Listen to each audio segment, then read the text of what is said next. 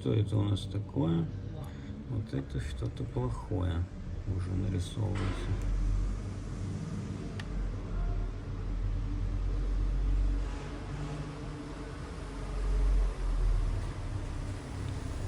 Это похоже на